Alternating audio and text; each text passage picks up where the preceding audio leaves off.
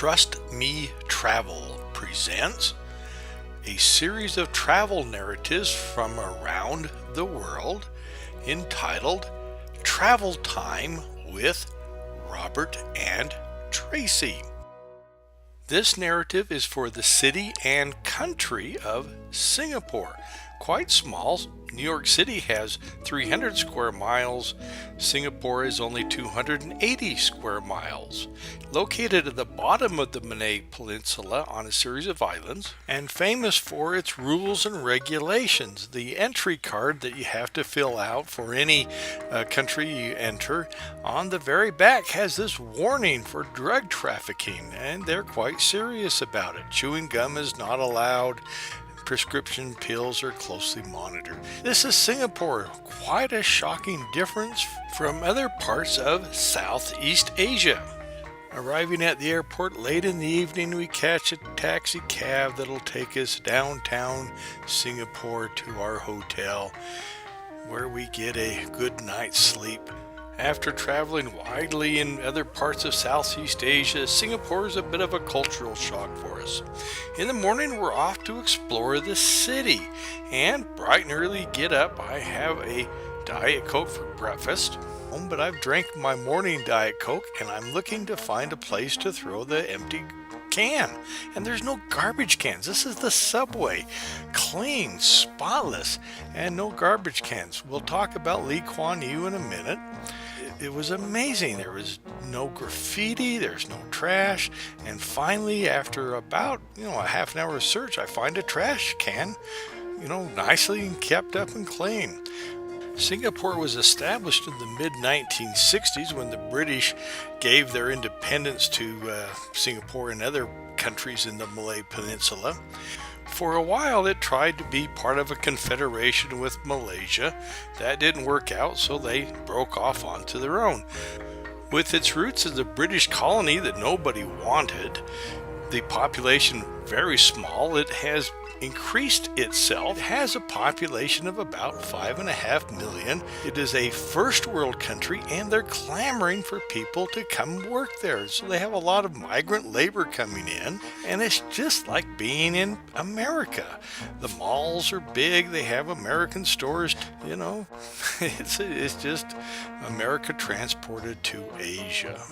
One thing that is different is throughout the country, they post these rules of proper conduct that this is how you're supposed to act while you're here in Singapore. We're meeting our friends Jim and Sharon, who are going to join us on our cruise as we go up through Vietnam and into China. They arrived into Singapore a few days earlier, and we've arranged to meet here at the hotel. Going out along the waterfront of the Singapore River, we're looking for a place to have dinner. As you can see, it's a pretty touristy area. Weather's pretty hot. It's kind of threatened a little rain showers, but nothing really happened. It's been a pretty little day. Sitting here along the Singapore River, it's just a delightful setting. In the evening, the lights come on, and it really does transport itself into a magical place. But as we're headed back to our hotel, we stumble upon this guy. He's a little street vendor or a street performer. He's from Germany. He's putting on a little show. People kind of like him. He wasn't really that good, but he was also free. Anyway, wonderful day, first day here in Singapore. In the morning, we're off to see Singapore by taking a hop-on, hop-off bus. This is always a thing that we do in a new city. We run across this place that sells little brass locks. You lock it on things to kind of remember your love. But this is our bus, and most times, they're kind of crowded and not well run. But here in Singapore, they're right on schedule and very nice. But as you drive through Singapore, the narration tells you about these apartment blocks. 85% of people in Singapore receive some sort of housing subsidy. and you can start to see it's starting to rain a little bit. And if we drive around, you can see the Singapore Flyer, which is just a giant Ferris wheel. You have these individual cars that can have dinner in. The Marina Bay Sands is a landmark hotel building with a garden on top of the roof, and you have this spouting line into the bay, and you start to see all these people lining the route. And if you remember back to Lee Kuan Yew, we talked a little bit earlier about that. He was the founder of Singapore. He has passed away just prior to our arrival, and these people are standing in line to honor him for his funeral. A gentleman who basically built Singapore. And back when Lee Kuan Yew started off in the 1960s, Singapore looked very much like I suppose Cambodia does today, and has taken a third world country or a third world economy, and in the course of a lifetime build it into a first world country. And the people of Singapore truly loved him. I mean, it was amazing how many people were lining the funeral route just to see him. And there were multiple places that you could sign registry books and that. And it started to rain, and these people are still out in the rain. We're listening here to the Singapore national anthem, but these people are dedicated to honor his memory. You'd never see this for, say, somebody in America anyway. But it was a very moving and emotional sight. He was truly well loved. A hop-on, hop-off bus is a bus that follows a specific route for tourists. Where it stops, you can get off the bus, walk around, see the sights, and the next bus that comes along from the same company, you can get back on that bus, go off to the next site and see it. So we've hopped off here at Little India. There are a lot of ethnic Indian people who live in Singapore and are citizens of Singapore, but there's also a lot of migrant labor that comes from India that works here in Singapore. So this is a bustling little area. You can see some of the flowers here for the decoration of the temple across the street. You can see some of the decor there. The sidewalk tailors, the little street merchants. It's kind of nice to see a little bit of Asia surviving in a great city of Singapore. But even here, Lee Kuan Yew is well missed. The migrant labor from India is hanging out here. This was a Sunday here at the park.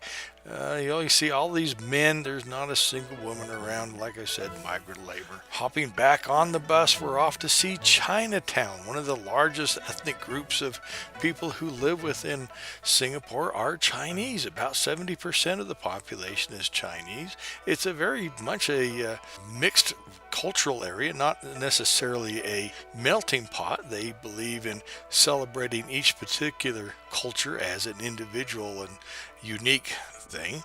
And so Chinatown is like China. Little India is like India. They don't try to become Singaporese, as it were. But even here in Chinatown, they have the funeral being broadcast, and people are sitting here and up on the stage honoring Mr. Lee Kuan Yew. After picking up some trinkets here in Chinatown, we're hopping back on the bus. We're headed out to the Marina Bay Sands Hotel and Casino. This is a new development along the waterfront, built as convention center, as a area for cruise ships to come into. It's a massive mall with a casino and a hotel, the whole 9 yards, with an ice skating rink, but no ice. It's just a plastic floor. And they have this water feature that has water circling around up on the roof, falling down into the middle here, kind of little gondolas. Up on the roof, you can kind of see the water swirl around and fall down the hole. They kind of celebrate this aspect of architecture and culture. They say it's a city within a garden, meaning about half of the area is dedicated to being vegetation green and alive. In the evening, the city comes alive. Here's the local science museum. Walking back across away from the Marina Bay Sands, we get back to the subway station, perfectly safe late at night. There's not a soul around. We get on the subway, head back to the hotel, because tomorrow we're getting on our cruise ship. Singapore has 2 cruise ship terminals, the Marina Bay Sands we saw, and we are now headed out to the older and smaller one. You get a chance to drive through the sea and see the port, but the older cruise ship is by a island. Here is a building that contains a tramway that connects the island to the main island of Singapore. But as we get ready to leave Singapore, it's interesting to note that Singapore is one of the busiest shipping areas in the world. The Straits of Singapore has more ship tonnage pass through it than any other spot in the world. And looking out as you pass through the strait here, you can see all the ships. Most of these are at anchor waiting for cargoes. We're saying goodbye to Singapore, but we're headed off to Thailand and Bangkok, another great Asian city.